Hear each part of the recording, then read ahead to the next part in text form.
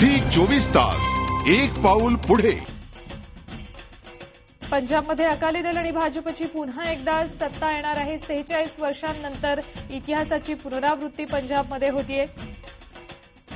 दर 5 वर्षांनी सत्ता बदलाची इथे परंपरा आहे, मात्र दुसऱ्यांदा सत्ताधारी इथे विजयी झालेले आहेत। अकाली दल आणि भाजपची सत्ता पुन्हा एकदा पंजाबमध्ये येणार आहे। 46 वर्षांनंतर ही इतिहासाची पुनरावृत्ती पंजाबमध्ये झालेली आहे।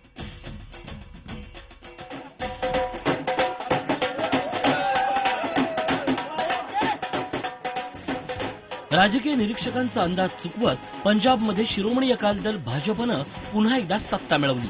एवढंच नाही तर या युतीनं सलग दुसऱ्यांदा विजय मिळवत 46 वर्षाचा रेकॉर्ड तोडलाय। भ्रष्टाचाराचे अनेक आरोप होऊनही अकाली भाजप युतीनं पुन्हा सत्ता मिळवण्यात यश मिळवलंय।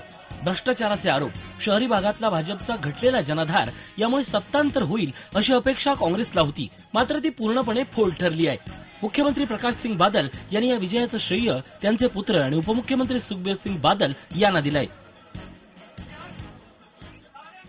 मुख्यमंत्री पार्टी की मीटिंग होगी, जो उसमें लीडर चुना जाएगा वो बने। मेन तो सेरा होता है लोगों का, पंजाब के लोगों का बड़ी मेहनत की थी।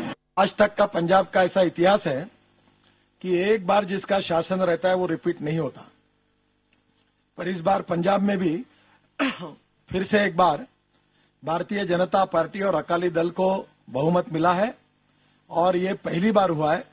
बीजेपी और अकाली दल के लिए फिर से एक बार इस राज्य को हमने रिटेन किया है। काँग्रेसनं पंजाबच्या इतिहासात पहिल्यांदाच निवडणुकीच्या आधी मुख्यमंत्री पदाचा उमेदवार जाहीर केला होता।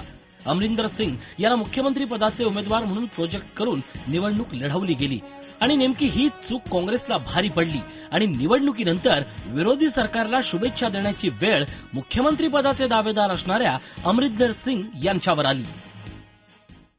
Wish this government well. I hope they will perform well for the state and do what they can for Punjab, because Punjab needs a lot of good governance ahead. गेल्या निवडणुकीत बाबा राम रहीम यांनी काँग्रेसला उघड पाठिंबा दिला होता। यावेळी मात्र त्यांनी कुणालाच पाठिंबा दिला नव्हता। याचा फटकाही काँग्रेसला बसल्याचं बोललं जातंय। तसंच टीम अण्णांनी पंजाबमध्ये केलेला प्रचार, मोठ्या प्रमाणात झालेली बंडखोरी ही काँग्रेसच्या पराभवाची कारणं सांगितली जात आहेत। एकूणच प्रचाराच्या शेवटच्या टप्प्यात भाजप अकाली दलने वाढवलेली प्रचाराची गती ही त्यांना सत्तेच्या जवळ नेणारी ठरली असंच म्हणावं लागेल।